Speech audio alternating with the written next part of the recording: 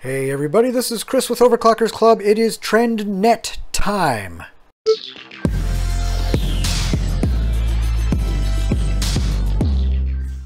So this is the AC2200 Wi-Fi mesh router system from TRENDnet, and it is the TEW830MDR2K, if anyone is interested in the model number.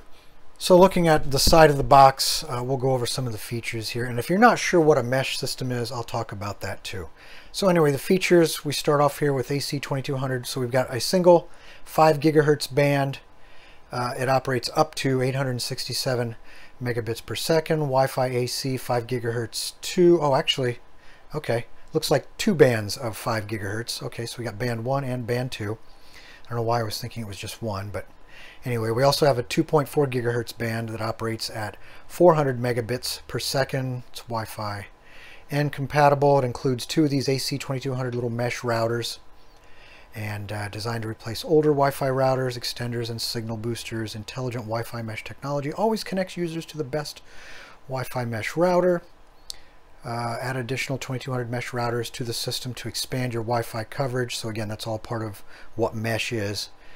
Airtime Fairness balances wireless client bandwidth resources, and like I said, we'll talk about all these in a little more detail later. Content filtering with router limits, local area network and wide area network IPv6 support, multi-user, multi-input, multi-output for increased bandwidth efficiency and better user experience. Of course, most routers today have that, so that's pretty standard. Seamless Wi-Fi roaming, which is the whole point of mesh, and USB 3.0 port with Samba support and explicit beamforming. Okay, this is the back of the box. Everything we just looked at on the side in English is right here in French and Spanish. Of course, I don't know any French, and what Spanish I had, gosh, almost 40 years ago. Sheesh.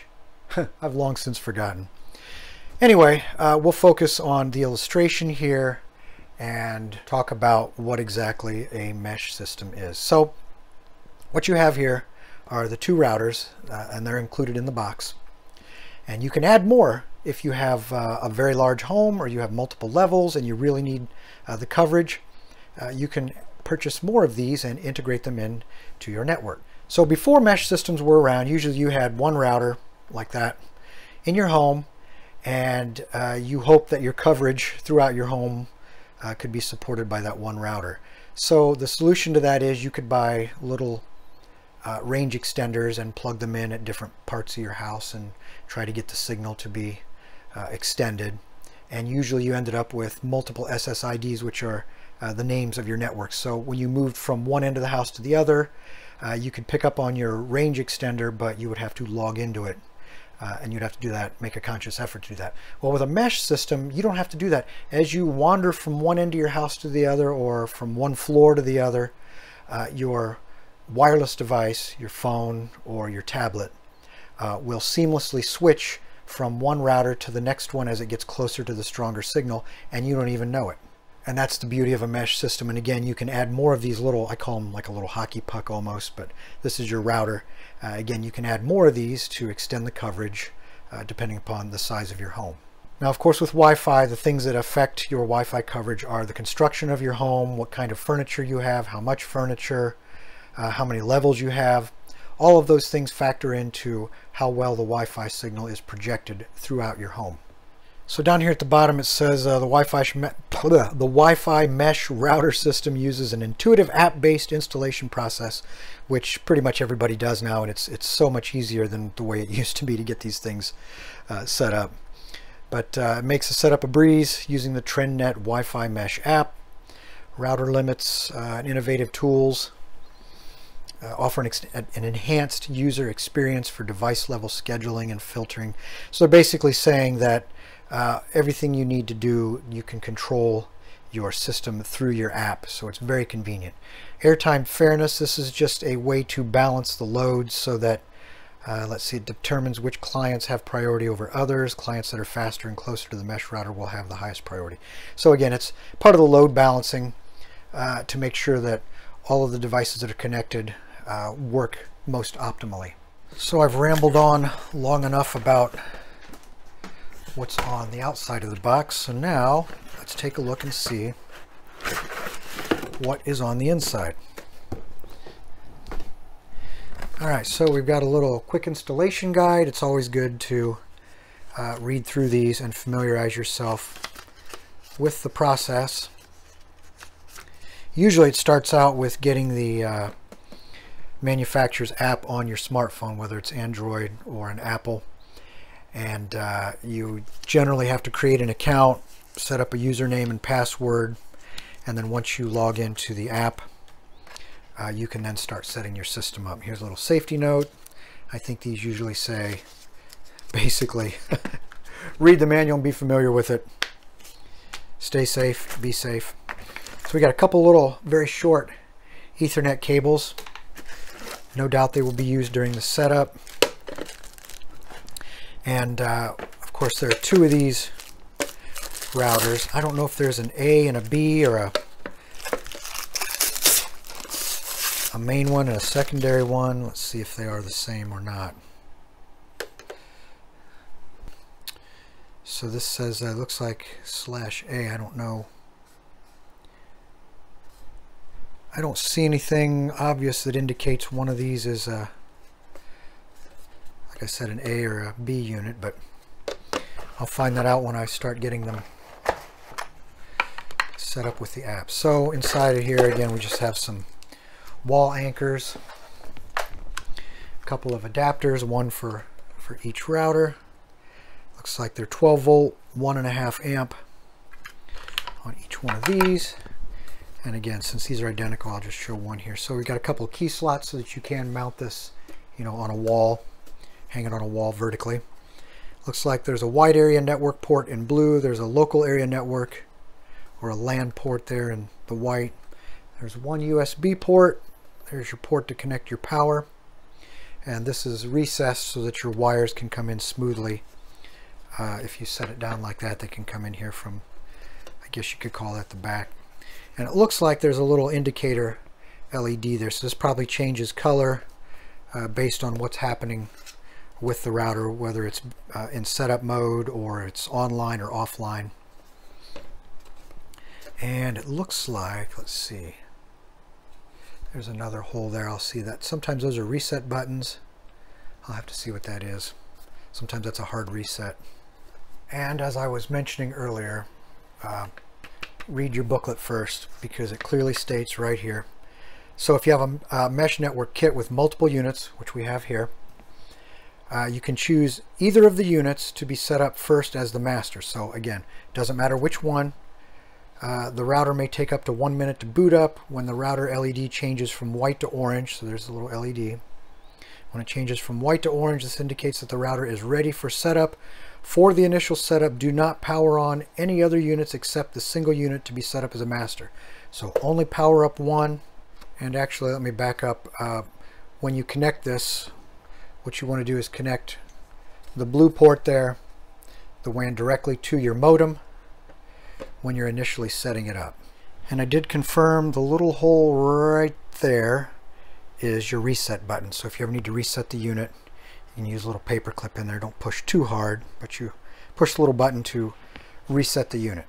Okay, so really the first thing you do, now this one is already set up, but the first thing you do is get the TRENDnet mesh app on your smartphone, whether it's an Android or an Apple phone, iPhone.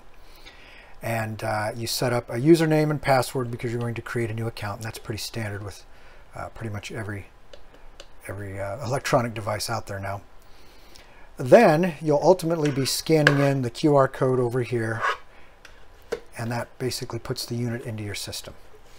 The light here will be flashing red or sort of an orangey red, which means it's not connected yet. Once you get it set up, while it's in the process of being set up, you'll see this flash blue, like right here. Then when it's solid white, that means you are all good to go and you have a connection. Now this unit here, again, I set it up initially with the two units connected to each other through Wi-Fi. This main unit here was my router, and again I could walk all through the house and no issue with connectivity, didn't drop any signals, my devices were fine. Depending upon the size of your house, again, like I always say, you might need a third one of these if you have a large house or if you have multi-levels. But I'm on a single level and I had no issues. Strong signal everywhere I went in my house. But now I'm out here in the studio, so I'm well beyond the range of the two units being able to connect to each other through Wi-Fi. So I have this set up as a satellite unit. You can see the blue Ethernet cable there. So I'm throwing the Wi-Fi in the house, and I'm throwing the Wi-Fi out here in the studio. And as I walk from the studio to the house, it doesn't really drop the connection because it picks it right back up as soon as I'm in range, which is within 30 or 40 feet when I get to the house. So it sort of functions the way it's supposed to. Ideally, though, I would probably want to put a third unit between the studio and the house if I could do that to get full coverage. And now I'll walk through the steps here. These are the screenshots from my smartphone. And after you get your account set up, you'll fire up the app. You'll see this screen, which changes into this screen where you actually log in. And then that allows you to see the following screens here. So this is like your main screen. You can sort of see what's going on with your system. You can do a quick internet speed test and make sure everything is functioning properly. Some of the other things you can look at are your internet connection as well as your mesh connection. And then you can get into your other settings here. And I'm not going to go through every single one of these, but you can look at your firmware version, make sure that is up to date. And then you can get into the parental controls here, and you can add rules. You can also do this, of course, through a web browser. All right, so now I'll go through the screens that you would see after you log in to the router. Now, right now I have it set up as an access point, so the two units are not connected to the internet directly. They are just simply Wi-Fi access points as I do some more testing. But basically, this is the main screen here that you see when you first log in. You can see all of the basic information, and most of what you need to know about your system is really contained right here on this page. The next page is your wireless network. This is where you can make adjustments or changes if you need to. For the most part, really, the default settings here work just fine, so there's really not much here that you need to do. Next page here, this is your local area network information for that. Again, not much here to really do. This is your wide area network, and you can see this is where you would set it up as router mode or bridge mode, which is also access point mode. Next, this is where you would set up your storage if you do your remote storage, which I will show here in just a little bit. You can see how to connect things to the USB port that is on each unit. And then this here is the router limits. This is basically a family-friendly way of controlling access to the internet, who has access, when do they have access, things like that. And this router limits program is available on other routers too, within the TRENDnet family and other brands also. And then this is your tools section. This is where you could do a backup of your settings, which is good if you ever lose your settings and you need to back them up, of course. And then also in the tools, this is where you can restart your network, restart either unit, the main unit, or the satellite. And then you can check your firmware, and you can see if your firmware is up to date and see if any new updates are available. Finally, this is your log. You can basically go in and look at all the activities. So if you're doing troubleshooting, you can sort of see what's going on. And most routers now have this feature, but if you look at the storage tab right there, right here you can see we've got the main unit and we've got the satellite, and this right here is the satellite. But I enabled both. Now you need to enable the one that your external storage is connected to, and that is connected actually to the main router, which is up at the house. I'm out here in the studio with the satellite right here, which is connected via an Ethernet cable, but if you look on the bottom again, you can see the USB port off to the right there. That's where you would connect your storage. So I have a storage unit, external storage, connected at the house, and I'll show that here in a little bit. But like I said, you can enable both of these, but you really need to just enable the main one. And then when we come over here to the File Explorer, you can see down here, these are the two units. They show up on my network. This is 129 is the satellite, which is right here in front of me, and 158 this is my attached storage. So that is the folder or the connection, and inside of that is where all of my folders are stored for my external storage. Now I'm going to take a quick step backwards and show you something I just figured out. So if you recall, just a few moments ago when I had this flipped over, there was a spare USB port here, and again this is a satellite unit. So I thought, well, I wonder if I plug in another external storage drive if it will recognize it. So I plugged in a flash drive, and very quickly it shows up here on my network. So you can see this is the main router, and this is the drive that we already plugged in, and I showed you that. And this is the little flash drive that I just plugged in, and when I click on it, these are all the folders that are on that little flash drive underneath the satellite unit. Now the little interesting thing here, so when your folders show up, you have to first log into them for the very first time, and once you do, you're okay after that. So on the first one that I connected up at the house, when I tried to access it here just a moment ago, it gives you a pop-up box, and you have to put your username and password in. And those are the same username and password that you use to sign into your TRENDnet router. It's the same for both the router and the satellite. However, you would think that after you sign into one, well, you use the same credentials to sign into the second one. And you do. However, the pop-up box that comes up when I click the second storage, it asks for username and password. I thought, well, I can just enter the same username and password. Well, it didn't like that. It said it was the wrong username and password, which I knew that was not correct. However, there was another option at the bottom of the box, and I didn't save the screenshot, unfortunately, but it said use another account, something to that effect. And when you click on that, it comes up with a fresh username and password, a couple of boxes, and you type in your username and your password there, and then you can access the new drive. But that's just a little tricky part there, and if you don't know that, well, you'll spend some time trying to figure it out. And something else to point out, so the LAN port here on the satellite unit still functions as a normal LAN port. So right now I have my little NAS box connected to it, but you can connect a switch with multiple devices to it, or just a single one like I have here. And if you've ever wondered what's on the inside of one of these, and they're all a little different, but there is what the inside looks like. Now this isn't anything you would ever have to do yourself, and I do not recommend doing it. That is why I'm doing it, so you don't have to. But anyway, these are your antennas across the top, and there's a casting here, and it's fairly warm. It's actually, I don't know if you can see down in there, but it's acting as a heat sink. This large metal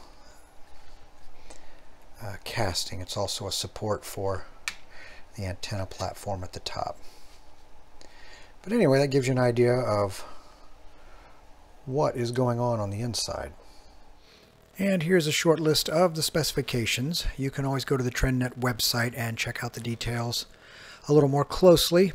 Next is the speed test that I did, and this was the maximum speed that I saw, at least consistently. It would pop above that just a little bit, but for the most part this was about the high limit. And this is, of course, in the same room with the router or the satellite. Now I placed them at opposite ends of the house, and as you would move between the two, the speed would drop a little bit, but as you got closer to either one of the units, it would pick back up, which is expected. Okay, so what really matters? Well, you want a device that's easy to set up, easy to deploy for your home network. You want a device that doesn't lose connections, drop connections all the time to your devices, and a device that gives you good coverage. And this little system really checks all the boxes. It's easy to set up. The coverage is really good. Again, I have a fairly simple layout on a 3-bedroom ranch, but I'm real happy with the coverage with these two units. And if you find that you need an additional unit to extend your coverage, you can pick another one up. So that leads me to pricing. Right now this retails for $199.99 on Amazon. Check around, you might find it a little cheaper, but that's probably what you're going to pay for I would call this like an entry-level mesh system. And again, the additional units are right around $100, $110. So if you need 3 or 4 total for your mesh network in your home, it's not horribly expensive. So overall, I would give this the Overclockers Club Gold Award. This is Chris with Overclockers Club. Thanks for watching, and don't forget to subscribe.